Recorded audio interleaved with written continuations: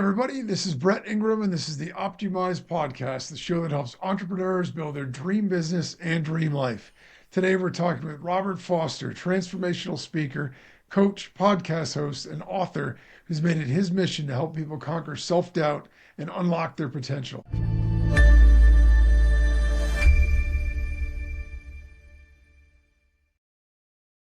I'm super excited because I know nowadays we can all use more inspiration. So, with that, welcome, Robert, and thanks a lot for joining us.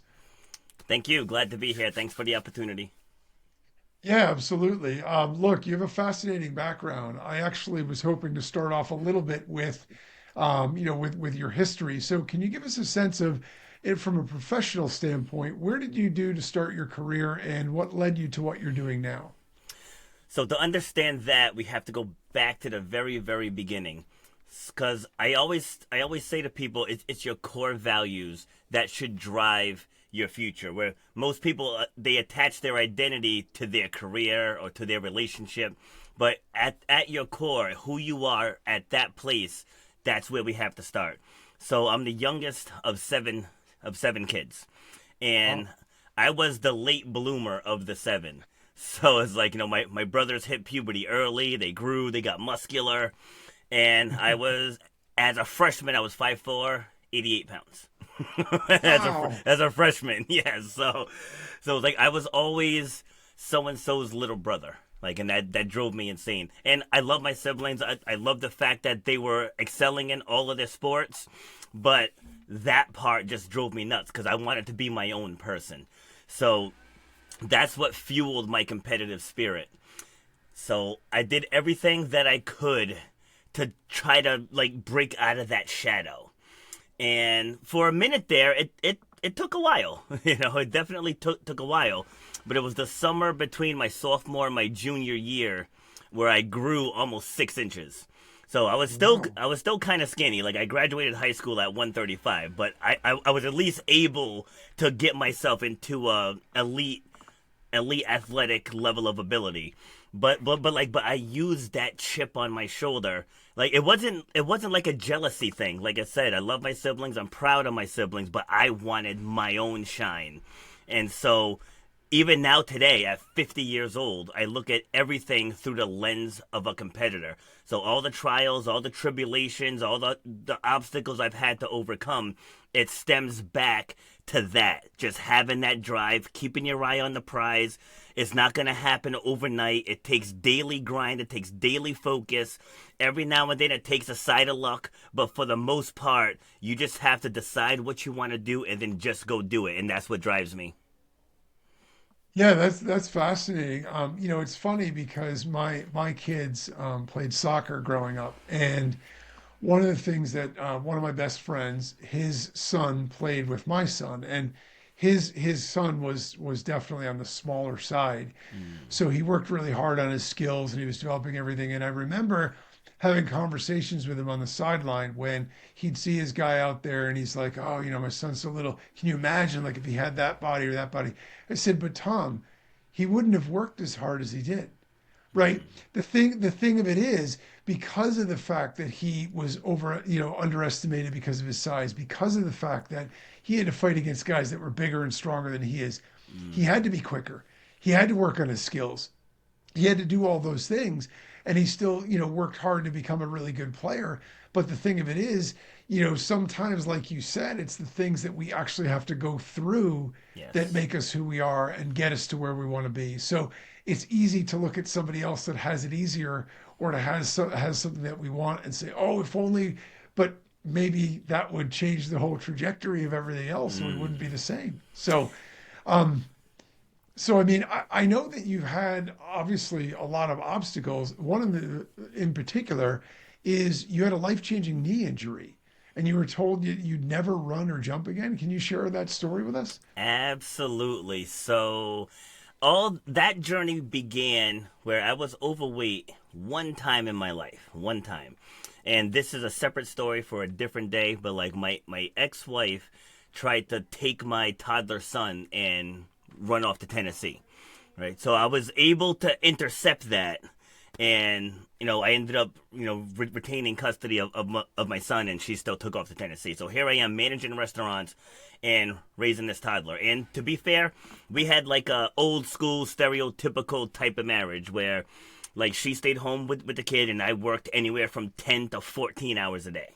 So she takes off, and now I don't know anything about my son. As bad as it sounds, it's like my job was to provide. Like I didn't know if he was on medicines. I didn't know his sleep schedule. Like I didn't know any of this stuff. Yeah. So Yeah. my personal responsibilities or hobbies had to kind of go because I still had to work, at the restaurant, and I had to learn all about my son at the same time. So it was tough. So I ended up gaining a lot of weight. And so it was one of those scenarios where I'm getting out of the shower. You know how like most people when they have a transformation, somewhere in there there's an aha moment. And this was mine. Now, I was an all-American athlete, always in Oh, shape, always small, you know what I mean? Like always in the elite. And I get out of the shower. I think I was 26 years old, and I'm looking in the mirror, and I had straight up man boobs. wow. And I was like, dude. Like just a few years ago, you were in the nationals, in the top 10. You were the best of the best. Like, what the heck is that?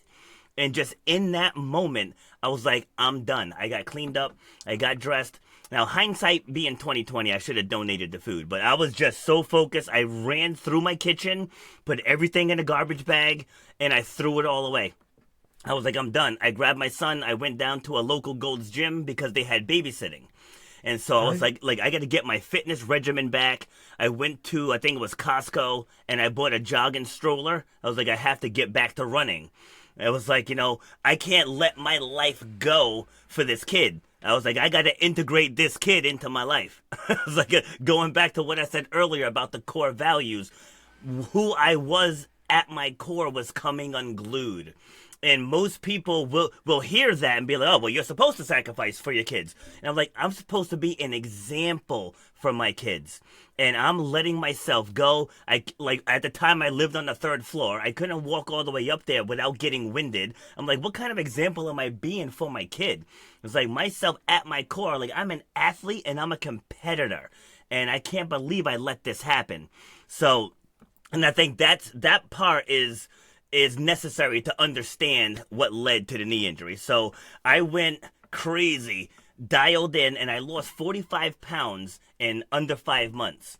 So I got Wow. myself back. And so the next phase, I was like, you know what? I need to get back on the track. And so now this was before I got into fitness. I got my fitness certifications and all that.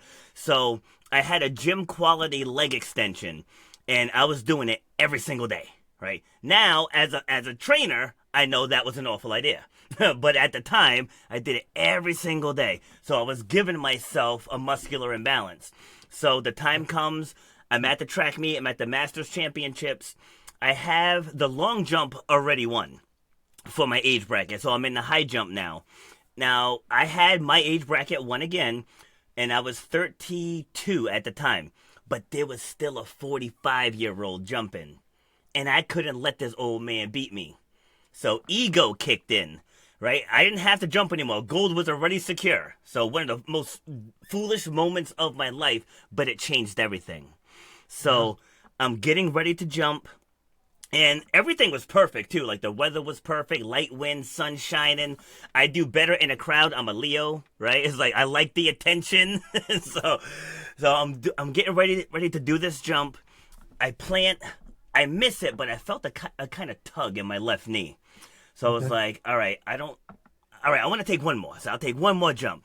So I ran back over to the girl I was seeing at the time. I was like, here, toss me the tape. I said, I'm going to tape it up, and I'm going to take one more. I said, because he missed two. I think he's cooked. I said, so if I can get this next one, it's all good.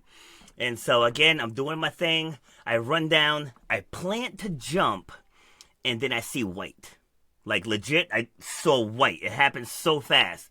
And then when I come to, I'm on the ground, and I look down at my knee, and my kneecap, no exaggeration, is about 4 inches up my quadricep.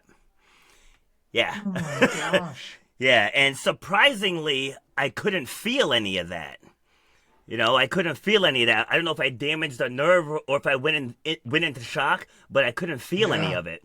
And so I motioned for my girl to call 911, and the athletic trainer comes running over. And at this time, I had my hand over my knee like this. And so she comes over, and I was like, "Yeah," I was like, "I have my girl. She already called the ambulance." And she's like, "I don't think you need an ambulance." And then I moved my hands, and she made the same face that you just made. She was like, when she saw how displaced my kneecap was, and it was like the worst thing I've ever been through. So fast forward, the EMTs come, they put the brace on, and I get to the hospital. So now I was sitting there, like not knowing what's happening. I still can't feel it. Like there was literally zero pain. For as That's bad as it crazy. looked, I Yeah. felt nothing. But now this is where my life changed. So the ER doctor finally comes in. He takes off the brace that the EMTs put on, and without missing a beat, he says, "You will never run or jump again." And that hit me like a ton of bricks. Like I have 5 kids. So at the Yeah. time, they were 10, 7, 2, and my twins were 4 months old. And this dude just told me I'm never going to run or jump again. And so initially, I hung on that. Where I was thinking I'm not going to be able to go to the beach and jump on the rocks with my kids. Because my older kids, we did that all the time. And I was like, I'm never gonna be able to play basketball, volleyball. I was like, never gonna be able to go for a run. I'm like, what is happening right now? It's like I just got back in the best shape of my life at 32, and now I'm never gonna be able to do any of this stuff. But then going back to the core values, the competitor in me kicked in, and I went to the doctor, and I'll clean it up out of respect for your show. I said, you don't effing know me like that. I was like, we didn't even do the surgery. How are you going to tell me that I'm never going to run or jump again? You didn't even open me up. You didn't even know how bad it is in there. I was like, and That, you're trying to put that diagnosis on me? I was like, I don't accept it. And he's like, sir, he's like, I get the frustration. He's like, but it's maybe a 10% chance. I said, well, I'm going to be in that 10%. I said, you are not putting that on me. I don't accept it. I refuse to accept it. I will come back from this. that's remarkable. Remarkable. And it does amaze me that even if, I don't know, I would think that even if you're the doctor and you're thinking that, wouldn't you just keep that to yourself? I mean, the last thing you want to hear when you're in that situation is, oh, and by the way, yeah, as bad as you feel, as terrible as everything is, by the way, you're never going to walk again. Yeah.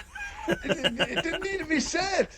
But who Exactly. knows? I mean, I guess, look, it caused you to sort of rebel against that and say, you know what, I'm not going to let that define me. So I guess in its own way, it had its silver lining. But wow, that's crazy.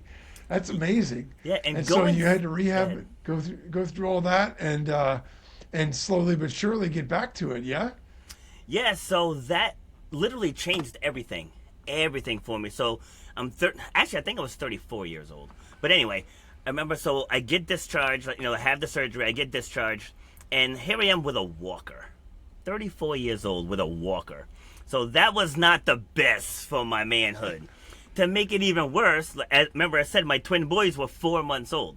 So when my now ex had to go to work, we had to have a babysitter come over. But the babysitter had to take care of the twins, the 2 year old, and me. What do you think that did to my manhood?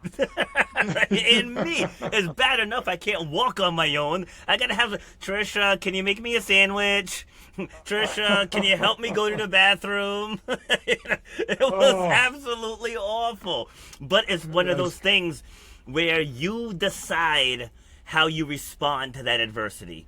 And I decided, you know what? This is going to be one hell of a comeback story. And it was so yeah, I was going to my rehab, and it was one thing that the doctor said, that the surgeon, so this was a different doctor. Like the ER doctor was the one that said I would never run and jump again. The surgeon gave me a better outlook, but he gave me a timeline, but I completely shattered that timeline. And again, and I don't say that to flex. Like it's not about flexing. It's about letting people know that you have more control over you than you think you do. Right? So what this doctor said, like when they first discharged me, it was like, don't put any pressure on it whatsoever. So this was my first surgery, so I did everything that they said. And like, I know Yeah. better now, but I did everything that they said. So when I had my follow up appointment, he's like, you can start to put pressure on it now. And so like I'm being cautious, I'm gently trying to put pressure on it, and I was like, all right, let me put away the walker, let me try the crutches. So I'm using the crutches, and crutches is fine. Right, let me drop one crutch. I was like, I dropped the other crutch, and I started walking just fine. And I was like, I could have done this a week ago. I was like, what the heck? I was like, so they're trying to slow me down. It's like I'm ready to really start attacking this. And I get it. And I always preface with, I'm not telling people don't listen to your doctor. I'm just Right. sharing what I went through. Okay, I don't want you getting in trouble, So, but it's like I'm just sharing what I went through, and so from that moment on, I started upping my own ante, and I wasn't being reckless. I was finding my thresholds. It's like, all right, Yeah. let me move until it hurts. Then once I find what hurts, I move just below it, and then Yeah. my range of motion increased greatly. Like I met a guy at Walmart. He saw my brace, and he's like, "Oh, what you have done?" And he had the same injury I had, and he's like, "Oh," he's like, "Well, get ready for this." And he bent his leg maybe 90 degrees, and he's like, "Cause that's what you have to look forward to." I said, "Bro, I'm already past that." I was like I'm way past that. I said, "See, cause somebody got into your head and you believed it." I was like, Yeah. I chose to not believe it. And I took what they told me to do in physical therapy, and then, like I said, I found my own thresholds with the bending it, with the mobility, and all of that other stuff. And when I knew I was gonna make a full recovery, this was about 4.5 months post surgery, is when I tried to run for the first time.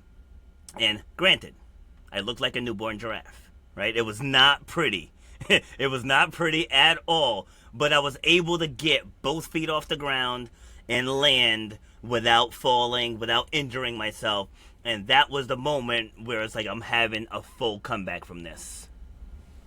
That's awesome. What a great story. And again, I think like you said in there, so much of it is the power of your own belief and your commitment to not letting that be what they tell you, the reality is going to be. Yes. I mean, you have to be smart.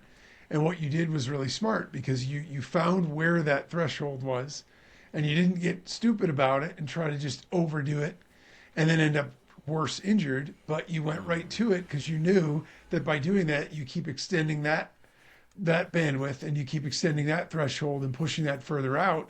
And that's Yes. that's basically how you do it. And I think that's, and I'm sure a lot of that comes from your athletic training as well because you learn the Yes. same things when you're developing as an athlete, right? Each time you try to push yourself a little further. You can't go all in on the first time, but you get there and then you get a little better and a little, you push a little harder each time and then you Yes. get there. That's, I mean, absolutely amazing. So Thank you. you've sort of translated that in your own life into the idea of turning past pain into present power. How can other people apply that in their lives?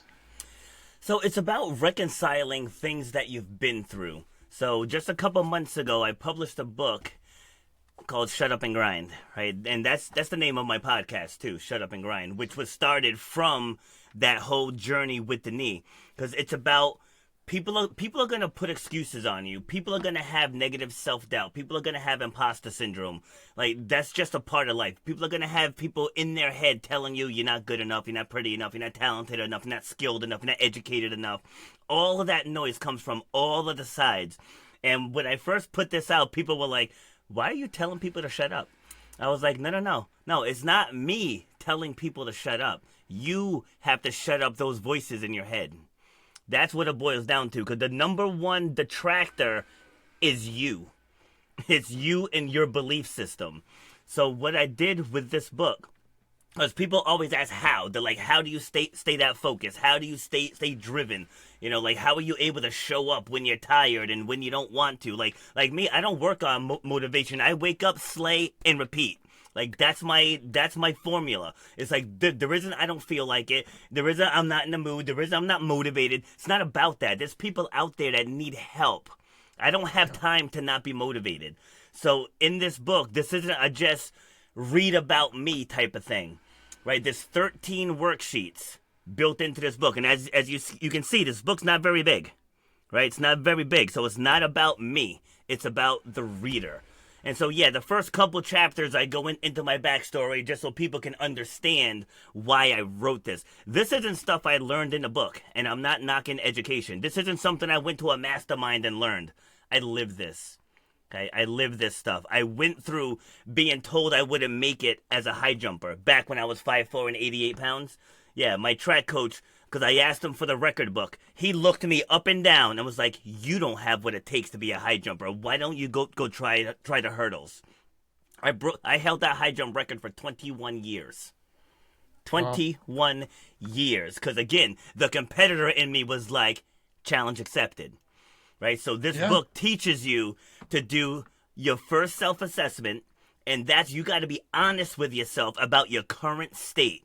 If you're suffering from something, if you haven't recovered from something in your past, if there's someone that you need to talk to, you have unresolved issues, the first worksheet teaches you about facing all of that.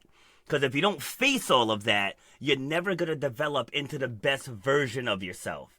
So that's the first step. Like, I'm not going to go through all 13, but I just want to give you an Sure. idea of what's in there. And then one of them is about eliminating excuses.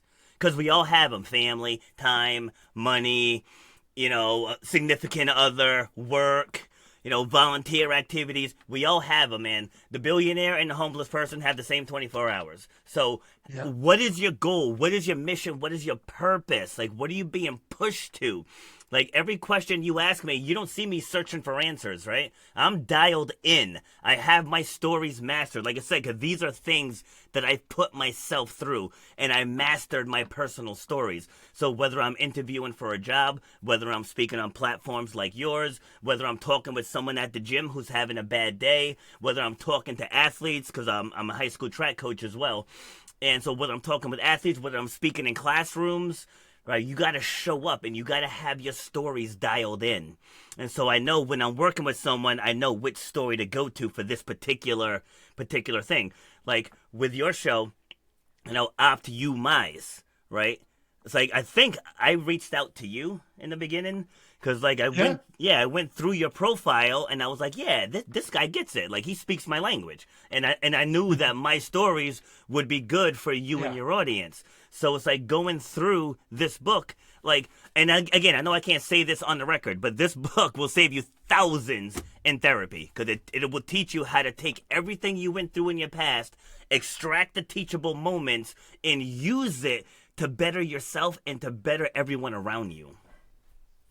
Yeah, that's awesome. And and it is, it is a fascinating thing because it's so true that, everybody has the same amount of time. So it's how you use it. It's the priorities, it's the things that matter. You're going to focus on. You're going to find time for that kind of stuff. So, Yes. I'm curious about something else that you've said before. We're taught at a really early age that it's selfish to focus on ourselves, right? Mm. But what role does prioritizing ourselves play in achieving personal and professional success? And why do you think people struggle to do that? So, one of the worksheets is actually prioritizing yourself without the guilt. And I know a lot of moms struggle with this because they think, oh, I'm a mom now. It's not about me anymore. It's just about the child. And I always help people reframe that thinking because the best version of you, everybody in your circle benefits. And where does that come from? That comes from societal conditioning. Like society tells you it's not about you. You gotta put your family first. But how do you put your family first when you're slowly dying inside? Because you're not doing what makes you happy. You're not following your purpose. You're not doing what you were called to do.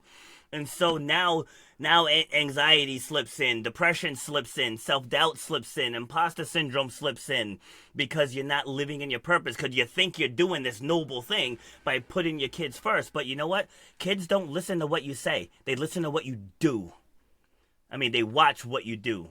And again, Yeah. I have five. Okay, I have five. And they see me living in my purpose. They see me doing the things that I want to do. And they see me prioritizing helping other people. and not just sitting on the couch on my phone think I'm doing some good for my family. It's like you got to get out there and you got to make a difference. It's like I want people to ask themselves, what are you leaving behind? Like if something was to happen to me right now today, like my 5 kids have had so many different teachings from me, so many sit down deep dive talks about life that they will be fine. I have a book to leave behind. I have 332 podcast episodes to leave behind. I've spoken on probably over 200 other people's podcasts. I've been on television. I've been in maybe 2 to 300 online publications, right? So I have stuff that's behind that people can still learn from and be inspired from. So like when you're living in that purpose, everybody in your inner circle will benefit from it. Yeah, I fully agree with that. And I think, the legacy element is really important because even if you can't do it as your vocation, right? Even if you have to do a job or whatever else for, to make money, if you're at least doing the thing that you're passionate about as a compartment and piece of your life, you're Mm-hmm. at least able to contribute that way. And you may get to a point where then you could do it fully. But even if you can't, if at least if you're investing your time and your energy in that, it's also the thing that ultimately will feel that gives you purpose. And when you feel like you have purpose and meaning, like you said, it's easier for that to reflect positive around everybody around you because you just generally feel better about yourself. When I started my podcast, the main reason I started it is as 17-year entrepreneur, it was a pretty lonely journey. I did a lot of stuff online and I have colleagues, but they're all Skype colleagues. I see them once, twice a year at conferences and that's it. And so I was always a believer in like getting stuff done. I had to do things and I didn't build enough relationships deep enough. And I realized it didn't need to be this lonely. It didn't need to be this hard. I made it harder and I made it lonelier because I didn't invest in the things. And I have to say, I started the podcast for the express reason to help other people recognize that, hey, you're not in it alone. There's other people out there Yes. that have been through it. And also for what you said, I feel energized and motivated every time I get an opportunity to talk to somebody like you because that adds riches to my life too. And Yes. being able to help you share your voice with everybody matters because I think, somebody will hear it and even if it's one person, if that alters the trajectory of their life because it makes them rethink the way that they do things, then mission accomplished, right? So that's Absolutely. yeah, I think that's super powerful. So Before you ask your next question, sorry, yeah, I just want to expand on something that you just said. You said it can change the trajectory of their life, and yeah, that's exactly why we do this. And when I knew it was real, like I got my first on stage opportunity in 2016. It was at the Fit Ranks World Conference in Las Vegas. And so the title of my talk was Becoming Who You Were Meant to Be. Excuse me. And so I get up there, I do my talk. It wasn't the biggest event. There's about maybe 105 people there. But at the end of the event, this couple and their friend come up to me, and all 3 of them were in tears. And wow, they were like, you spoke into my soul. And I was like, really? It's like I knew the things that I said. Like it's not real until you hear it back. yeah, When yeah, people say that, and then a second time, this was I think 2017. I was at Fitness Business Summit in California, and so I had won a scholarship there in 2014. So in 2017, the owner wanted me to come up and just share my progress story. So there was about 1,000 people this time, and I get up there now. There's big names. I'm sure you've heard of Lewis Howes, oh yeah, yeah, right? So Lewis Howes was one of the speakers, and there were just these other big name speakers. So out of that 1,000 people, so we're breaking for lunch, I think, and there's this guy just kind of staring at me as everyone's walking towards the door. And so he pulls me over. He's like, "Hey," he's like, "out of everyone that I heard, he's like, I think I was called to this event to hear from you." And I was wow, like, "Wow." It's like that Yeah. that blew me away. It's like that's how I knew this isn't just speaking. Like this isn't just getting up here and just talking about me for an hour. It's like there's somebody on the other end of this podcast that can hear this and literally have their life changed. It's like Yeah. that's why I show up for these things, and that's why I take the time and I share genuinely. It's like when people ask me to send them questions, like, I don't want to send you questions. Like, I want you to just talk to me and I will answer you honestly. It's like, I don't want this to be scripted, right? I don't want Right. this to be like an interview where I already know what you're going to ask me, because that's not real. That's not authentic. Like I said, you can tell when people are searching for answers. And I know Yeah. I don't do that. I very, very rarely get caught off guard. And again, and it goes back to the principles in the book because all of my stories are dialed in. Yeah. And when you are the authentic version of yourself, here's the thing. You don't need to think about stuff because you're not pretending. Yes. Part of the challenge, I actually think this is one of the reasons you see so much depression with people that seem to have it all when it's a persona. Because if it's a Yes. persona, it's phony. And if it's Yeah. phony, it's exhausting. There's a Yes. certain amount of time and energy that is required for that. And over time, you get to a point where you feel like you're lost in it. Somebody you're pretending to be somebody you're not. We I know someone anecdotally, not personally, who their family has a very popular YouTube channel, and we know someone who's dating one of their kids, and they weren't allowed to take any pictures, any videos, and post them and anything because they had an image that was connected to their channel, Mm. and they don't want anything to get in the way of that image. And I'm thinking to myself, if you can't just be authentically who you are, it's not real anyway. Yes. Like you should just be able to be who you are. And Mm-hmm. if people, you'll, the right people will resonate to you and your message. Yes. Otherwise, it is exhausting because you always have to wonder who's looking. Are they going to see me when I'm not pretending to be who I'm supposed? It's just so, yeah, I think you hit the nail on the head with that. So if Okay. someone's feeling stuck in their life, right? Is there a mindset shift that you recommend that they can take to start moving forward? A mindset shift. Yes. Let me write that down, and I'm going to come right back to that because I just want to piggyback again off of what you just. I can't write it down. All right. Never mind. No worries, I can remind you if need be. It's all right. I'll answer the mindset shift. So it's not even so much the mindset shift. It's about remembering who you are. That's the thing. So going back to what you just said, people fall into that because they attach their identity to something else. Whether it's their significant other, whether it's being a parent, whether it's their career choice or whatever hobby they have, and it's not who they are. And that's why they end up falling into that depression state. And you think, oh, this person's a millionaire. They drive a great car. They have a beautiful wife or a handsome husband, and they have the house and they have the private school. It's like, why is this person miserable? And it's because somewhere in there, they attach their identity to their lifestyle. Like, I had a speaker coach tell me years ago, you're not going to be taken seriously if you show up on these platforms in a tank top. And I said, I am an athlete. I manage a gym. This is me showing up authentically. If I'm going to go out in everyday life, this is how I dress. I don't dress in a suit. I only wear long sleeves when it's cold. Now, granted, I'm in Rhode Island. It is cold, but it's warm. It's It's warm where cold, I yeah. am right now. I was like, but this is me. Like I get on my podcast and I talk about authenticity and vulnerability all the time. So I'm like, am I gonna? All right. So if I'm gonna be judged from my shirt, they're not listening to the content of what I'm saying. Like I had a guy on my show and when he pops on the screen and totally judged me right off the bat. Like I could tell. No, because he's like, so before we hit record, he's like, can I ask you some questions? And so he's asking me questions. I'm giving him his answers.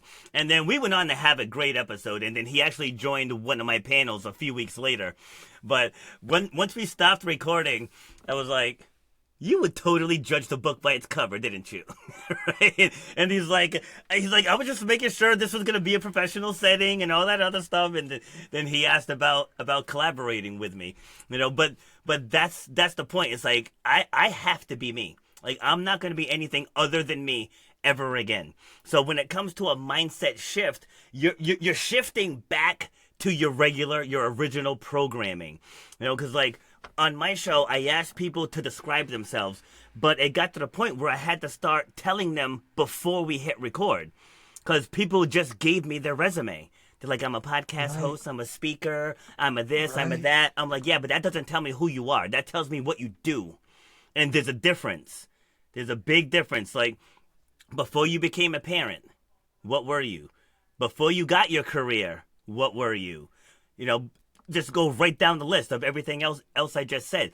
Who is that person? Because if you strip away all of my hats, the track coach, the podcast host, the podcast guest, the speaker, the author, the gym manager, you take away all of that stuff, I'm a competitor. That's me. And the way I attack everything in life is through that lens. You'll never run a jump again. All right, bet. I donated a kidney to my sister. Like, oh, you can't run an obstacle race only 5 months post surgery. All right, bet.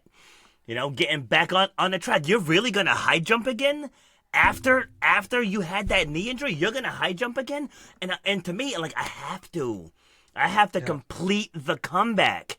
Like, if I don't ever compete again, the injury wins. Right? I Yeah. have to get out there. And since 2016, that was when I first got the guts to get back out there. Granted, it took 7 years, because this happened in 2009. But I get back Okay. out there, and I'm undefeated in the high jump. I got Wow. 16 gold medals. Amazing. 16. And again, I don't share that to flex. I share that to tell No. people, believe in yourself. Set a Uh, goal and do what you got to do to crush the goal. yeah, I got to tell you. So I actually was also a high school and I was a collegiate track guy myself, Oh, and I awesome. javelin was my main event. But Okay. the story I want to tell you is about a shot putter that was on my college team. So he funniest thing, we would go to these meets. They were all invitationals, so there's like a dozen teams, 15 colleges, whatever, division two. So it's not, wasn't the most competitive of all things or whatever, but Mm. we would be there and he would take out his boombox and put it on his shoulder, and he'd play like LL Cool J and stuff, and he's like dancing around and stuff. The smallest shot putter of any of the guys. Like, all the guys are these big hulking guys. He had Mm. massive legs, don't get me wrong. He was a big, strong guy. But compared to these other guys, he was 6 to 8 inches shorter. He Mm. was flabby up top, even though he had massive legs. And these dudes would just be like, and he would walk around and he would look at him and he'd go, I hope you came here for second place because I'm winning this thing. Like, he would walk around and he'd go, I don't even know why you showed up today. He goes, because I'm winning. And they'd all be like, get out of here. Like, you're so annoying. And he would, the balls on this guy, I couldn't believe it, but he would win. He Mm. he had a bum knee, he had a bum shoulder, but a competitive spirit Yes. that was unmatched. And Mm-hmm. these other guys did the training. They worked hard. They were big. They were strong. They did all the stuff they were supposed to do. But mentally, he had them beat before they even Yep. stepped in the ring. Love that. They got in that shot put circle, and it was like he owned it. And he wouldn't always. Not all of his throws were good. He'd have a couple of clunkers, but he always pulled out that one Yes. that beat everybody. And it was just astonishing to me to watch this play out, I love it. because this guy is not supposed to be boisterous. He's not supposed to have his radio on in front of everybody and dancing around. And that's just who he was. No, no, And no. It's funny. Go ahead. Go ahead. yeah, no, I always found that fascinating. So when you're telling me these stories, that's what's ringing in my head. Yes, I love it. Yeah, so I mentioned earlier that I donated a kidney to my sister. So they have an Olympic style competition every 2 years called the U.S. Transplant Games. And so I went to, like, that was my first meet back in 2016. And so that was in Cleveland, Ohio. So then I went to the 2018 games in Salt Lake City, Utah. And so this was the 100-meter dash. Now they had to check in for the 100. So now I tell my track team constantly, I'm like, guys, like, winning is an attitude, right? It's an attitude. I said I've seen so many people talk themselves out of winning. It's like, oh, it's windy, or it's this, or it's that. I'm like, no, that doesn't matter. Everybody else is dealing with the same conditions. I said you have to zero in and focus on your task, but how you show up, right? When you show up it's visible. It's visible. So I got my headphones on, got the tracksuit, got the spikes, and I'm walking towards the start corral where they had us all check in. And so we're all divvied up by age bracket. And so at the time I was in the 40 to 44 age bracket. And so these guys are talking similar to what you were saying. They were like, "Oh, who's gonna win? Who's getting second place? Who's getting right?" And so I round the corner, and the guy looks at he turns around and he looks at me and goes, "Oh, what the f?" He just looked at me and is like, "It's over, guys." Right? And I was like, "You haven't even seen me run." He's like, "Yeah, but you got that look." And I ended up breaking the world record for my age bracket in that race. That is awesome. But he That's just looked at awesome. me and was like, "Oh." Well, it is amazing. I mean, it shows, the power of that belief and the power of that commitment and just, focusing on something and dialing in until you get what you want with it. I think that's a Mm, really powerful lesson that applies to all the elements of our lives. yes. All right. So where can people find you, find your products, services, connect with you? Yeah, so when I first got into this social media game, like I was all over the place, so I have so many different handles. so the easiest way is I'm most active on social media on Facebook. So like you go R at R Foster 74. I actually have two pages, and my other page is at Robert B Foster. I am on Instagram. It's at Robert underscore B underscore Foster. And then you can find the book at shutupandgrindbook.com. And then my podcast is on all of the podcast platforms. Awesome. Awesome. Thanks a lot. So, I have one last question to ask because I think it's Okay. important. I always want to know what everyone's going to say. And that's what's your number one tip for success as a business owner or an entrepreneur? You got to know what you want. You got to know what you want. It's like people have an idea, but they don't have a vision. And those are two completely different things. So, like idea, goal, and vision. So, like an idea in the fitness world, it's like, you know what? I need to get healthier. Like that's an idea. It's not measurable. It's not. It's like if you're not drinking enough water. If you drink enough water tomorrow, you're healthier. Right. So that's not something that's detailed. Now, if you say, all right, I want to lose 20 pounds by the next family reunion. So it's goalish. You have something, a specific number. You have a time frame. But if you really like, you got to have the vision. You'd be like, you know what? I want to wake up the morning of that family reunion. I want to put on whatever outfit I'm going to put on. I want to look in the mirror. I want to love what I see. I want to walk into that family reunion. I want everybody just in awe of my transformation. I want people asking me how I did it. Right now, that's something that you can see and you can feel before it even happens. So people go into everything vague. Like when people come into the gym, the number one thing I hear, I want to lose weight and tone up. I hear it, 1,000 times a year. Okay, how much weight do you want to lose? Where do you want to tone? Why do you want to tone? What will losing that weight do for you? How will your life change? How will it impact others? You losing this weight? How will it help you on your job? Like, how will it help you as a runner, if you're a runner or a biker, whatever hobby you do? It's like we want to get down to the heart of what it is you want, because that is where it lights your soul. If you stay on the surface, that soul doesn't get lit, and then you can be driven by, I'm not motivated, I don't feel like it today. That can seep in. Once it touches your soul, nothing will stop you. So that's my number one tip. That's awesome. And I actually love the way that you articulate that because I think it's so true. You see a lot of people that they've got an idea or a dream, but it's kind of vague.